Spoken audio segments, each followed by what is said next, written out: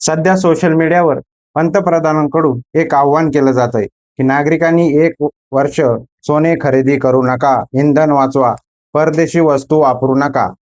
पण मोदी साहेब, हे आव्हान करताना जर तुम्ही फक्त एक वाक्य बोलले असते ना, तर या देशातला प्रत्येक सामान्य नागरिक आज आनंदाने नाचला असता. तुम्ही म्हणायला हवं होतं की देशाच्या आर्थिक परिस्थितीसाठी यापुढील 1 वर्ष सर्व आमदार खासदारांचे मानधन आणि पगार आम्ही 50% कमी करीत आहोत.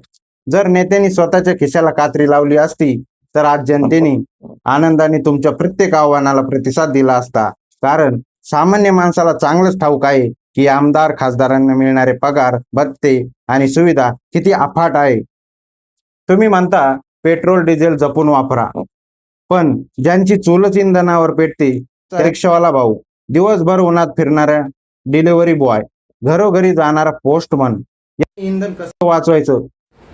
यांनी गाडी चालवली नाही तर यांच्या लेकरा बाळांनी काय खायचं? पगार वाढवून घेताना आमचे नेते कधीच मागे पुढे बघत नाहीत. मग बचतीची वेळ आली की सारा भार फक्त कष्टकऱ्यांच्या खांद्यावर का? तुम्ही असं म्हणता तर स्वदेशी वापरा, पण असा सल्ला देताना कधीतरी हे पण सांगा की नेत्यांची मुलं शिक्षणासाठी परदेशात का जातात? सामान्य माणसाच्या मुलांनी जिल्हा परिषद आणि स्थानिक कॉलेजमध्ये शिकायचं आणि नेत्यांच्या मुलांनी मात्र लंडन, अमेरिका आणि कॅनडामध्ये डिग्र्या घ्यायच्या. जर आपला देश एवढाच प्रगत होतोय, तर मग आपल्या नेत्यांना इथल्या शिक्षण व्यवस्थेवर विश्वास नाही का? त्यांनी आपल्या मुलाला ठणकावून का सांगितलं नाही की भारतातच शिका आणि भारताला मोठं करा?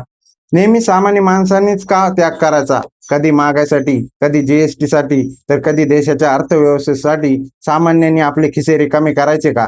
नियम हे सर्वांसाठी सारखे असले पाहिजे. जर देशाला वाचवायचं असेल तर त्याची सुरुवात नेत्यांच्या बंगल्यातून आणि त्यांच्या पगारातून झाली पाहिजे. मित्रांनो, तुम्हाला काय वाटतं? आमदार खासदारांचा पगार 50% कमी व्हायला हवा की नको? आणि नेत्यांच्या मुलांनी भारतातच शिक्षण घ्यायला हवं की नाही? हे माझे प्रश्न नाहीत, हे प्रत्येक सामान्य भारतीयांचे प्रश्न आहेत.